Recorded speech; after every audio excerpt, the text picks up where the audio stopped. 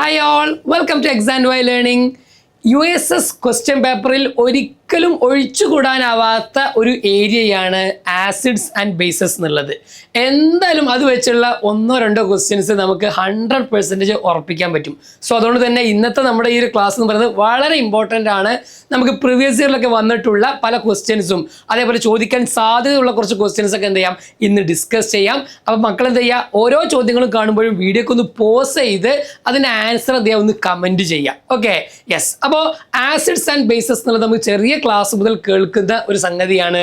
അതിൽ USSൽ കഴിഞ്ഞ വർഷമൊക്കെ എന്തൊക്കെ ചോദിച്ചിരിക്കുന്നതൊക്കെ നമുക്കൊന്ന് ചെക്ക് ചെയ്ത് നോക്കിയാലോ. എൻ്റെ കൂടെ തന്നെ ഉണ്ടാവൂലേ, ഓരോ ക്വസ്റ്റിനെയും ആൻസറുകൾ എന്ത് ചെയ്യുക പറയാൻ വേണ്ടി ശ്രമിക്കുക. തെറ്റിയ കുഴപ്പമില്ല, ഞാൻ അവിടെ കറക്റ്റ് ചെയ്യും. അപ്പോൾ അത് കറക്റ്റായിട്ട് മനസ്സിലാക്കുക. USSൽ എന്ത് ചെയ്യരുത്, നമുക്ക് ഈ ഭാഗത്തു നിന്ന് ചോദ്യങ്ങൾ വന്നാൽ തെറ്റിപ്പോകരുത്, നമ്മൾ മാർക്ക് കളയരുത്. ഈസി ആയിട്ട് മാർക്ക് വാങ്ങാൻ പറ്റുന്ന ഒരു ഏരിയയാണ് ആസിഡ്സ് ആൻഡ് ബേസസ് എന്ന് പറയുന്നത്. ഓക്കെ, അപ്പോൾ അതിൻ്റെ മലയാളം ഉണ്ടാകും, ഇംഗ്ലീഷും ഉണ്ടാകും. അപ്പോൾ ആൻസർ പറയാൻ റെഡി ആയിട്ടിരുന്നോ? അറിയാത്ത കാര്യങ്ങളുണ്ടെങ്കിൽ ഒന്ന് എഴുതി വെച്ചോ. Name the acid produced by bacteria that destroys enamel. നമ്മുടെ പല്ലിൻ്റെ ഇനാമലിനെ നശിപ്പിക്കുന്ന ബാക്ടീരിയകൾ ഉൽപ്പാദിപ്പിക്കുന്ന ആസിഡിൻ്റെ പേരെന്താണ്? Malic acid, lactic acid, citric acid, acetic acid. Answer വേഗത്ത് പറഞ്ഞേ. യെസ്, ഇത് വളരെ പലതവണ ചോദിച്ചൊരു ക്വസ്റ്റ്യൻ ആണ്. അതിൻ്റെ ആൻസർ ഏതാണ്? യെസ്, നമ്മുടെ ലാക്റ്റിക് ആസിഡ് ആണ്. ഇവിടെ എന്താ സംഭവിച്ചത്, നമ്മൾ ഭക്ഷണം കഴിച്ച് നന്നായിട്ട് വായി കഴുകിയില്ലെങ്കിൽ ഭക്ഷണത്തിൻ്റെ പദാർത്ഥങ്ങൾ ഫുഡ് വേസ്റ്റ് എന്ത് ചെയ്യും നമ്മളെ ഇനാമലിൽ തന്നെ ഉണ്ടാകും, പല്ലിൻ്റെ അടിയിലൊക്കെ ഉണ്ടാകും. അത് നമ്മുടെ സലൈവയുമായിട്ടൊക്കെ കൂടിച്ചേർന്ന് നമ്മളെ മൗത്തിലുള്ള ബാക്ടീരിയാസ് എന്ത് ചെയ്യും, ഈ പറഞ്ഞ ലാക്റ്റിക് ആസിഡ് പ്രൊഡ്യൂസ് ചെയ്യും. ആ ലാക്റ്റിക് ആസിഡ് നമ്മുടെ പല്ലിൻ്റെ ഇനാമലിനെ നശിപ്പിക്കും. കുറേ കാലമൊക്കെ അല്ലേ, എസ്പെഷ്യലി സ്വീറ്റ്സ് ഒക്കെ തിന്നു കഴിഞ്ഞാൽ പല്ല് കഴുകാതിരുന്നാൽ എന്ത് സംഭവിക്കും, കുറച്ച് കഴിയുമ്പോൾ തന്നെ നമ്മുടെ പല്ലൊക്കെ കേട് വരുന്നത് നിങ്ങൾക്ക് കാണാൻ പറ്റും അല്ലേ. അപ്പോൾ ഈ രൂപത്തിൽ അവിടെ ലാക്റ്റിക് ആസിഡാണ് പ്രവർത്തിച്ചത് എന്ന് എന്ത് ചെയ്യുക നമ്മൾ മനസ്സിലാക്കുക. അപ്പോൾ ഏതൊരു ആസിഡിൻ്റെ പേര് കിട്ടിയാലും അത് എവിടെയൊക്കെയാണ് ഉപയോഗിക്കുന്നത് എന്നൊക്കെ ഒരു ഐഡിയ വേണം. അപ്പോൾ മാലിക് ആസിഡ് എവിടെയുള്ളത് നമുക്ക് എല്ലാവർക്കും അറിയാം, ആപ്പിളിലുള്ള ആസിഡാണ് മാലിക് ആസിഡ്. സിട്രിക് ആസിഡ് അല്ലേ നമ്മൾ നാരങ്ങയിലുള്ള ആസിഡാണ്. അസറ്റിക് ആസിഡ് നമുക്കറിയാം വിനാഗിരിയിലുള്ള ആസിഡാണ്. ഇങ്ങനെ ഒരു ആസിഡ് എവിടെയാണ് ഉള്ളത് അതിൻ്റെ സോഴ്സ് കറക്റ്റായിട്ട് നമ്മൾ പലതവണ പലയിടത്തും പഠിച്ചതാണ്. അതെന്തായാലും പഠിക്കേണ്ട ഒരു ടോപ്പിക്കാണ് ട്ടോ, നിർബന്ധമായിട്ടും പഠിച്ചിട്ടുണ്ടാവും എന്ന് വിചാരിക്കുന്നു. അടുത്ത ക്വസ്റ്റ്യൻ നോക്കാം. ആസിഡും മെറ്റലും, ആസിഡും ലോഹം കൂടി തമ്മിൽ പ്രവർത്തിച്ചാൽ ഉണ്ടാകുന്ന വാതകത്തിൻ്റെ ഗ്യാസിൻ്റെ നേച്ചർ എന്താണ്? അത് തീ അണയ്ക്കുന്ന വാതകമായിരിക്കും, കത്തുന്നതായിരിക്കും, ഫ്ലെയിമബിൾ ആണ്, ഡെൻസിറ്റി സാന്ദ്രത കൂടുതലാണ്, അതേപോലെ കത്താൻ സഹായിക്കുന്നത് ഹെൽപ്സ് ബേണിംഗ് ആണ്. യെസ്, അപ്പോൾ നമുക്ക് ഇതിൻ്റെ തിയറി അറിയണം, എന്താണ് ഇവിടെ സംഭവിച്ചതെന്ന് അറിയണം. ഒരു ലോഹവും ആസിഡും കൂടി പ്രവർത്തിക്കുകയാണ്. എൻ്റെ കയ്യിൽ സിങ്ക് എന്ന് പറയുന്ന ലോഹമുണ്ട്. അതെന്ത് ചെയ്യുന്നു, സൾഫ്യൂരിക് ആസിഡുമായിട്ട് പ്രവർത്തിക്കുകയാണ്. എന്താ സംഭവിക്കുക, ഈ പറഞ്ഞ ആസിഡും മെറ്റലും കൂടി റിയാക്ട് ചെയ്ത് കഴിഞ്ഞാൽ വി വിൽ ഗെറ്റ് ഏത് ഗ്യാസ്, ഹൈഡ്രജൻ ഗ്യാസ് ആണ് പ്രൊഡ്യൂസ് ചെയ്യുക. ഹൈഡ്രജൻ ഗ്യാസിന്റെ പ്രത്യേകത എന്താ മക്കളെ, സ്വയം കത്തുന്നതാണ്, ഇൻഫ്ലെയിമബിൾ ആയിട്ടുള്ള ഒരു ഗ്യാസ് ആണ്. അതുകൊണ്ട് തന്നെ ഇങ്ങനത്തെ റിയാക്ഷനൊക്കെ നടക്കുമ്പോൾ നമ്മളിവിടെ ഒരു ക്യാൻഡിൽ വെച്ച് കൊടുത്തു കഴിഞ്ഞാൽ, ഒരു കത്തുന്ന മെഴുകുതിരി വെച്ചാൽ അതെന്ത് ചെയ്യും, പോപ്പ് സൗണ്ടോട് കൂടി ടപ്പ് എന്നുള്ള സൗണ്ട് ഉണ്ടല്ലോ, ആ പോപ്പ് സൗണ്ടോട് കൂടി എന്ത് ചെയ്യും, നന്നായിട്ട് ബേൺ ചെയ്യാൻ തുടങ്ങും. അത് ആരായതുകൊണ്ടാണ്, ഹൈഡ്രജൻ ഗ്യാസ് ആയതുകൊണ്ടാണ് അങ്ങനെ സംഭവിക്കുന്നത്. ഓക്കെ, തീ അണയ്ക്കുന്ന വാതകം ഏതാ, അത് കാർബൺ ഡൈ ഓക്സൈഡ് ആണ്. ഒരു ആസിഡ് കാർബണേറ്റുമായിട്ട്, കാൽഷ്യം കാർബണേറ്റ് അഥവാ നമ്മളെ മാർബിൾ അല്ലെങ്കിൽ കക്കരിയുടെ തോട് അല്ലേ, പിന്നെ അതേപോലെ തന്നെ എഗ് ഷെല്ല്, മുട്ടയുടെ തോട്, കക്ക അതൊക്കെ എന്താണ്, കാൽഷ്യം കാർബണേറ്റ് ആണ്. ഈ പറഞ്ഞ കാർബണേറ്റുകളുമായിട്ട് റിയാക്ട് ചെയ്ത് കഴിഞ്ഞാൽ ആരുണ്ടാകും, കാർബൺ ഡൈ ഓക്സൈഡ് ഉണ്ടാകും. അത് തീ അണയ്ക്കും. എന്നാലോ കത്താൻ സഹായിക്കുന്നത് ആരാണ്, ഓക്സിജൻ വാതകമാണ് കത്താൻ. അപ്പോൾ ഇത് കത്തുന്നത്, ഓക്സിജൻ കത്താൻ സഹായിക്കുന്നത്, കാർബൺ ഡൈ ഓക്സൈഡ് കത്തുന്നത്, കെടുത്തുന്നത് ട്ടോ. യെസ്, മൂന്നും അറിയണേ. Okay, next question. സോപ്പ് നിർമ്മാണത്തിന് ഉപയോഗിക്കുന്ന ബേസ് ഇതിൽ ഏതാണ്? Which base is used to produce soap? Okay, sodium hydroxide, magnesium hydroxide, potassium hydroxide, calcium hydroxide. ഒരു ബേസിൻ്റെ പേരാകുമ്പോൾ, ആൽക്കലീസിൻ്റെ പേരാകുമ്പോൾ വളരെ എളുപ്പമാണ്. മിക്കവാറും എന്തുണ്ടാവും, അതിൻ്റെ അവസാനത്തിൽ ഒരു ഹൈഡ്രോക്സൈഡ് ഉണ്ടാകും. ഒരു മെറ്റലിൻ്റെ പേര് പ്ലസ് ഒരു ഹൈഡ്രോക്സൈഡ് ആയിരിക്കും ഉണ്ടാവുക. അപ്പോൾ ഓരോ ബേസും എന്തിനാണ് ഉപയോഗിക്കുന്നത് നമുക്ക് കറക്റ്റായിട്ട് അറിയാം. അപ്പോൾ മഗ്നീഷ്യം ഹൈഡ്രോക്സൈഡ് അതിന് നമ്മൾ വിളിക്കുന്ന പേരാണ് മിൽക്ക് ഓഫ് മഗ്നീഷ്യ.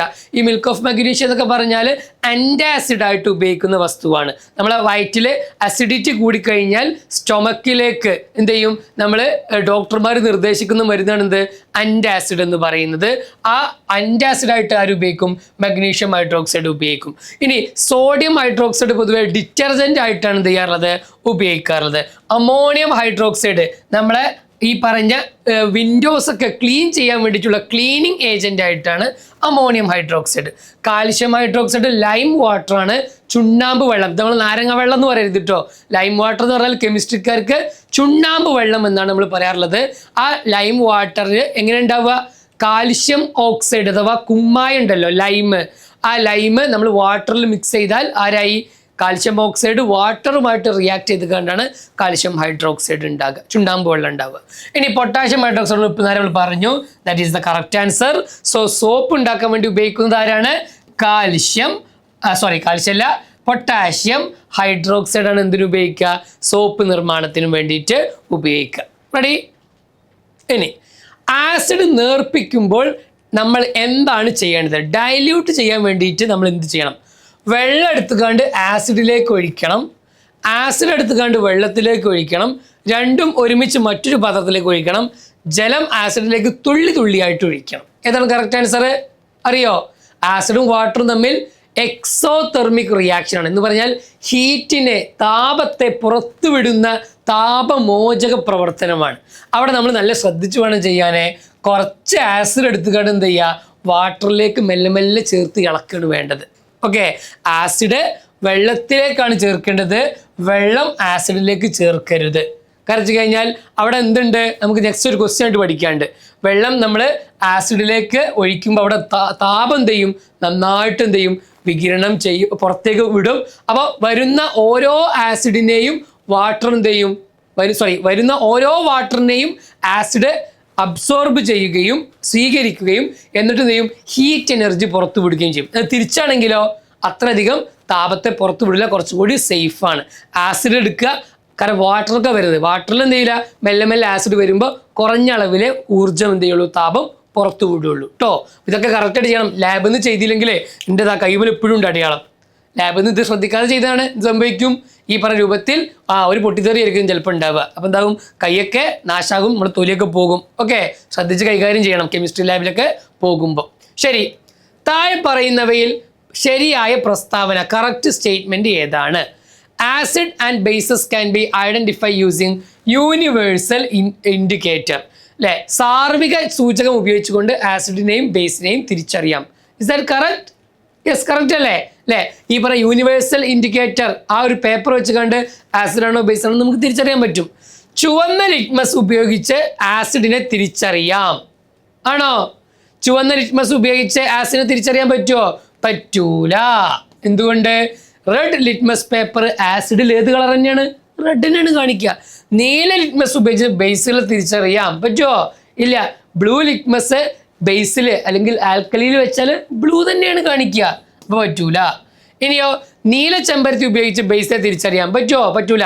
ഈ പറഞ്ഞ ബ്ലൂ ആയിട്ടുള്ള ഹിബിസ്കസ് പേപ്പർ ആണെങ്കിൽ അത് ബേസിൽ ഏത് കളർ തന്നെയാണ്? ബ്ലൂ തന്നെയാണ്. അപ്പോൾ കറക്റ്റ് ആൻസർ ഏതാ? ശരിയായ പ്രസ്താവന ഏതാ? ഓപ്ഷൻ എ മാത്രമാണ് കറക്റ്റ് ആയിട്ടുള്ളത്. ഓക്കെ, അപ്പോൾ ഓരോ ഇൻഡിക്കേറ്റർ, ഓരോ സൂചകങ്ങളും അത് ആസിഡിൽ ഏത് കളറായിരിക്കും, ന്യൂട്രൽ ആകുമ്പോൾ ഏത് കളറാണ്, അല്ലെങ്കിൽ ബേസിൽ ഏത് കളറാണ് എന്നൊരു മിനിമം ഐഡിയ നമുക്ക് ഉണ്ടാവണം. നമുക്കറിയാം pH 7 കുറയുമ്പോഴാണ് ആസിഡ് എന്ന് വിളിക്കുക. pH 7 ആണെങ്കിൽ അതെന്തായിരിക്കും? ന്യൂട്രൽ ആയിരിക്കും ഉണ്ടാവുക. pH 7 കൂടുതലാവുമ്പോഴോ ബേസ് ആണ്. അപ്പോൾ ഇത് ഏറ്റവും ബേസിലാണ് വരുന്നുണ്ടാവുക. അപ്പോൾ ഈ പറയുന്ന രൂപത്തിൽ ഇപ്പം നമുക്കറിയാം ടർമറിക് അല്ലേ, മഞ്ഞൾ, ഇത് ഒരുപാട് ക്വസ്റ്റ്യൻ വരുന്നുണ്ട്. മഞ്ഞൾ ആസിഡിലാണെങ്കിൽ യെല്ലോ, ബേസിലാണെങ്കിൽ റെഡ് കളർ ആയിരിക്കും ഉണ്ടാവുക. ചുവന്ന ലിറ്റ്മസ് പേപ്പർ ഓൾറെഡി ചുവപ്പാണ്, അയാൾ ആസിഡിലാണെങ്കിലും റെഡ് തന്നെ, ബേസിലാകുമ്പോൾ ബ്ലൂ കളർ ആയിരിക്കും വരിക. ബ്ലൂ ലിറ്റ്മസ് പേപ്പറോ ആസിഡ് ആകുമ്പോൾ റെഡ്, ബ്ലൂവിൽ പിന്നെ ബേസ് ആകുമ്പോൾ ബ്ലൂ കളർ. യൂണിവേഴ്സൽ ആകുമ്പോഴോ അതിനൊരു കളർ ചേഞ്ച് ഉണ്ടാകും. ഓക്കെ, നല്ല ആസിഡ് ആണെങ്കിൽ റെഡ് കളർ, പിന്നെയോ അസിഡിറ്റി ഇങ്ങനെ കുറയുന്നതനുസരിച്ച് യെല്ലോ കളർ ആകും. ഒരു ന്യൂട്രലൊക്കെ ആണെങ്കിൽ വാട്ടറിലൊക്കെ വെച്ച് കഴിഞ്ഞാൽ അയാൾ ഗ്രീൻ കളറാണ് കാണിക്കുക. എന്നാൽ ബേസിലേക്ക് പോയാലോ ഒരു ബ്ലൂ വയലറ്റ് കളറിലേക്ക് എന്ത് ചെയ്യും അത് ചേഞ്ച് ചെയ്തിട്ടുണ്ടാകും. അപ്പോൾ കറക്റ്റ് അതിൻ്റെ അസിഡിറ്റി അഥവാ അതിൻ്റെ pH എത്രയാണ് എന്നുള്ളത് നമുക്ക് എന്ത് ചെയ്യാൻ പറ്റും, അതിൻ്റെ റേഞ്ച് വെച്ചുകൊണ്ട് ഓരോ pHനും ഓരോ കളർ കാണിക്കുന്നതാണ് ഈ പറയുന്ന യൂണിവേഴ്സൽ ഇൻഡിക്കേറ്റർ, സാർവിക ലായകമായിട്ട്, സാർവിക സൂചകമായിട്ട് നമ്മൾ ഉപയോഗിക്കുന്നുണ്ട്. ഇത് കറക്റ്റായിട്ട് അറിയണേ. ഒരുപാട് ചോദ്യങ്ങൾ എന്ത് ചെയ്യാറുണ്ട്, വരാറുണ്ട്. ഏത് പദാർത്ഥമാണ്, which substance is known as vitamin C? Vitamin C ഏതാണ് വരുന്നത് അറിയോ? Vitamin C, yes, ascorbic acid ആണ് കേട്ടോ. അപ്പം നമുക്ക് വായയിലൊക്കെ പിന്നെ എന്താ പറയുക, പുണ്ണോ കാര്യങ്ങളൊക്കെ ഉണ്ടെങ്കിൽ ചിലപ്പോൾ ഈ പറഞ്ഞ വൈറ്റമിൻ സിയുടെ ഒക്കെ ഡെഫിഷ്യൻസി ഉണ്ടെങ്കിൽ എന്ത് ചെയ്യും, നമ്മളോട് നെല്ലിക്കൊക്കെ കഴിക്കാൻ വേണ്ടി പറയും അല്ലേ. നെല്ലിക്ക, ആ നെല്ലിക്കയിൽ എന്തുണ്ടാകും, അസ്കോർബിക് ആസിഡ് ഉണ്ടാവാറുണ്ട്. Ready, yes. അതേപോലെ ബാക്കിയുള്ള ആസിഡുകളൊക്കെ നമുക്ക് ഓൾറെഡി പരിചയമുള്ള ആസിഡുകളാണ് വരുന്നത്. ഇനി അപ്പോൾ സോ വൈറ്റമിൻ സി എന്ന് പറയുന്നത് ഏതാണ്, അസ്കോർബിക് ആസിഡ് ആണ്. നെല്ലിക്കയിൽ മാത്രമല്ല ഒരുപാട് ഫ്രൂട്ട്സിലും വെജിറ്റബിൾസിലൊക്കെ എന്തുണ്ട്, വൈറ്റമിൻ സി ഉണ്ട് കേട്ടോ. ഇങ്ങനത്തെ നന്നായിട്ട് കഴിച്ചാലേ നമ്മളെ ബോഡി എന്താവുള്ളൂ, സ്ട്രെങ്തൻ ചെയ്യുള്ളൂ. ശരി, പഞ്ചസാരയിൽ ഷുഗറിലേക്ക് എന്ത് ചെയ്തു, God sulphuric acid, concentrated sulphuric acid നമ്മൾ ആഡ് ചെയ്തു. അപ്പം എന്ത് ചെയ്തു, ഈ പറഞ്ഞ എന്ത് സംഭവിച്ചു, അത് കറുത്ത നിറമായിട്ട് മാറി, അഥവാ ചാർക്കോൾ രൂപത്തിൽ എന്ത് ചെയ്തു, മാറി. കണ്ടിട്ടുണ്ടോ, പഞ്ചസാരയ്ക്ക് ആസിഡ് ഇങ്ങനെ ഒഴിച്ചാലേ അത് കറുപ്പ് കളറായിട്ട് മാറും. ഇവിടെ ആസിഡിൻ്റെ ഏത് സ്വഭാവമാണ് കാണിച്ചത് എന്നാണ്. അത് ചാർക്കോളിനെ കരിയാക്കാനുള്ള ആ കഴിവ്, അത് വാട്ടറിനെ അബ്സോർബ് ചെയ്യാനുള്ള എബിലിറ്റി, അത് ആസിഡിനെ കോൺസെൻട്രേഷൻ സ്വഭാവം, ഇവയെല്ലാം. യെസ്, ഇതിലേതാണ് കറക്റ്റ് ആൻസർ വരുന്നുണ്ടാവുക?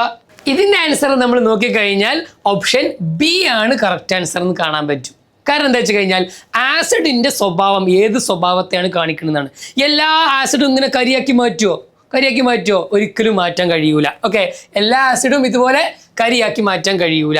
എന്നാലോ ഈ ആസിഡുകളുടെ പൊതുവെയുള്ള സ്വഭാവമാണ്, എസ്പെഷ്യലി ഈ ഗാഡ് സൾഫ്യൂരിക് ആസിഡിൻ്റെ സ്വഭാവമാണ് എന്ത്, വരുന്ന വാട്ടറിനെ നന്നായിട്ട് എന്ത് ചെയ്യും, അബ്സോർബ് ചെയ്യും. ആ ജലത്തെ വലിച്ചെടുക്കാനുള്ള കഴിവാർക്കുണ്ട് ഈ പറഞ്ഞ ആസിഡുണ്ട്. അപ്പോൾ നമ്മൾ പറയുന്ന ഷുഗർ എന്ന് പറയുമ്പോൾ ഷുഗറിൽ ആരുണ്ട്, വാട്ടറിൻ്റെ മോളിക്യൂളുകൾ അതിൻ്റെ ഉള്ളിലുണ്ട്, നമുക്ക് കാണാൻ പറ്റൂല.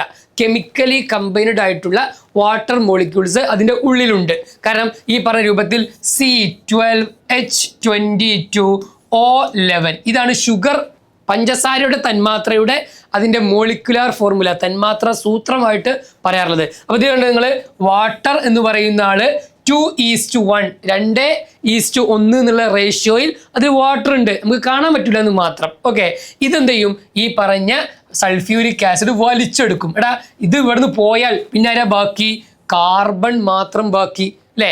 അതൊരു കറുപ്പ് നിറത്തിൽ അത് കാണപ്പെടുന്നത് അതുകൊണ്ടാണ്. മനസ്സിലായോ? യെസ്. എന്നാൽ എല്ലാ ആസിഡിനെയും ഇതേപോലെ കോൺസെൻട്രേഷൻ ആണോ ഇവിടെ സൂചിപ്പിക്കുന്നത്? ഈ പറഞ്ഞത് ഗാഢ sulphuric acid, concentration sulphuric acid കൊണ്ടാണ് ഈ പ്രോസസ്സ് നടന്നത്. ഇത് ഡൈല്യൂട്ട് സൾഫ്യൂരിക് ആസിഡ് ആണെങ്കിലോ ഈ പ്രോസസ്സ് നടക്കുമോ? ഇല്ല. അപ്പോൾ അവിടെ ഇതിനെ കോൺസെൻട്രേഷനെ മാത്രം സൂചിപ്പിക്കുന്ന ഒരു സംഗതിയല്ല, അവിടെ എന്ത് വേണമെങ്കിലും സംഭവിക്കാം. ഓൾ ഓഫ് ദിസ് അതുമല്ല. സോ ഓപ്ഷൻ ബി ആണ് ഏറ്റവും ആപ്റ്റ് ആയിട്ടുള്ള ഇതിൻ്റെ ആൻസർ ആയിട്ട് വരുന്നുണ്ടാവുക. കാരണം നിങ്ങൾ ഇതിലേക്ക് എന്ത് ചെയ്തു, നമ്മൾ സൾഫ്യൂരിക് ആസിഡ് മെല്ലെ ആഡ് ചെയ്തപ്പോൾ കണ്ടോ കറുപ്പ് നിറമായിട്ട് എന്ത് ചെയ്തു, മാറി. ആ സ്വഭാവത്തെ നമ്മൾ വിളിക്കുന്ന പേരാണ് ഡീഹൈഡ്രേഷൻ പ്രോപ്പർട്ടി. ഹൈഡ്രേഷൻ എന്ന് പറഞ്ഞാൽ എന്താ, വാട്ടർ ചേർക്കുക. ഡീഹൈഡ്രേഷൻ എന്ന് പറഞ്ഞാലോ വാട്ടറിനെ വലിച്ചെടുക്കുക, വാട്ടറിനെ അബ്സോർബ് ചെയ്യുന്ന പ്രോസസ്സാണ് എന്ത്, ഡീഹൈഡ്രേഷൻ. ആ സ്വഭാവത്തെയാണ് ഇവിടെ കാണിച്ചിരിക്കുന്നത്. ഇനി ശരീരത്തിൽ ആസിഡ് വീണാൽ നമ്മൾ എന്ത് ചെയ്യണം? പ്രഥമ ശുശ്രൂഷ, ഫസ്റ്റ് എയ്ഡ് എന്താണ്? ആ പൊള്ളലേറ്റ ഭാഗത്ത് ഒരു മഷി പുരട്ടണം, തൈലം പുരട്ടണം അല്ലേ, ഇനിയോ ഓയിൻമെൻറ്റ് അല്ലെങ്കിൽ തൈലം പുരട്ടണം. ആ ഭാഗം തണുത്ത വെള്ളം കൊണ്ട് കുറേ നേരം കഴുകണം. അവിടെ ഉടൻ തന്നെ ഒരു തുണി കൊണ്ട് മൂടിക്കെട്ടണം. ഏതാ കറക്റ്റ് ആൻസർ? യെസ്, നമുക്കറിയാം, നമ്മൾ നേരത്തെ പറഞ്ഞു ഈ പറഞ്ഞ ആസിഡാണ് വീണത്. ആസിഡ് സ്വഭാവം നമുക്ക് പെട്ടെന്ന് ഡൈല്യൂട്ട് ചെയ്യണം, അല്ലെങ്കിൽ അതിനെ പരമാവധി ന്യൂട്രലൈസ് ചെയ്യാൻ വേണ്ടി നമ്മൾ എന്ത് ചെയ്താൽ മതി, അവിടെ നന്നായിട്ട് എന്ത് ചെയ്യുക, വെള്ളം, എസ്പെഷ്യലി നല്ല തണുത്ത വെള്ളം ഒഴിക്കുക. ആ തണുത്ത വെള്ളം ഒഴിച്ചു കഴിഞ്ഞാൽ ആ ആസിഡിൻ്റെ സ്വഭാവമൊക്കെ എന്ത് ചെയ്യും, പരമാവധി പോകും. കുറച്ചൊക്കെ പൊള്ളലേൽക്കുമെങ്കിൽ പോലും ആ സ്വഭാവം പോയി കഴിഞ്ഞാൽ നമുക്ക് കുറച്ചുകൂടി എന്ത് ചെയ്യും, വലിയ പ്രോബ്ലം ഇല്ലാതെ നമ്മളെ തൊലി എന്ത് ചെയ്യും, രക്ഷപ്പെട്ടോളും. റെഡി? യെസ്. അപ്പോൾ തണുത്ത വെള്ളമാണ് ആസിഡ് വീണാൽ ഒഴിക്കേണ്ടത്. ഓപ്ഷൻ സി ആണ് കറക്റ്റ് ആൻസർ. എങ്കിൽ ഇതാ നിങ്ങൾക്കുള്ളൊരു ചോദ്യമാണ്. ഈ ചോദ്യത്തിൻ്റെ ആൻസർ വീഡിയോ ഫുള്ള് കണ്ടു കഴിഞ്ഞ ശേഷം വീഡിയോയ്ക്ക് താഴെ എന്ത് ചെയ്യുക, കമൻ്റായിട്ട് നിങ്ങൾ നിർബന്ധമായിട്ട് എഴുതണം. അസിഡിറ്റിക്ക് ഡോക്ടർമാർ ശുപാർശ ചെയ്യുന്ന മരുന്ന്. Medicine recommended by doctors for acidity. Antibiotic, antiseptic, antacid, antivenom. ഇതിൽ ഏത് ടൈപ്പ് മരുന്നാണ് നമ്മുടെ ശരീരത്തിൽ അസിഡിറ്റി കൂടിയാൽ ഡോക്ടർമാർ പ്രിസ്ക്രൈബായിട്ട് നമുക്ക് ചെയ്യുന്നത് എന്നുള്ളത് വീഡിയോക്ക് താഴെ എന്ത് ചെയ്യുക, കമൻ്റായിട്ട് രേഖപ്പെടുത്തുക. നോക്കട്ടെ ആരാണ് ഏറ്റവും നല്ല കമൻറ്റ് ഏറ്റവും ഫാസ്റ്റായിട്ട് ചെയ്യുന്നത് നമുക്കൊന്ന് നോക്കാം. കമൻറ്റ് കിട്ടുന്ന എല്ലാവർക്കും ഒരു ലൈക്കൊക്കെ കിട്ടിയിട്ടുണ്ടാകും. അപ്പോൾ തീർച്ചയായിട്ടും നോക്കാം. പെട്ടെന്ന് ആൻസർ ചെയ്യുക, വളരെ വേഗത്തിൽ ആൻസർ ചെയ്യുക. കറക്റ്റ് ആണെന്ന് എന്ത് ചെയ്യാം, നമുക്കൊന്ന് ചെക്ക് ചെയ്ത് നോക്കാം. മറ്റൊരു വീഡിയോയിൽ മറ്റൊരു ടോപ്പിക്കുമായിട്ട് നമുക്ക് വീണ്ടും കാണാം. USSൻ്റെ ഈ ഒരു വീഡിയോ എന്ത് ചെയ്യുക, നമ്മുടെ ഫ്രണ്ട്സിനൊക്കെ എന്ത് ചെയ്യുക, ഷെയർ ചെയ്യുക. താങ്ക്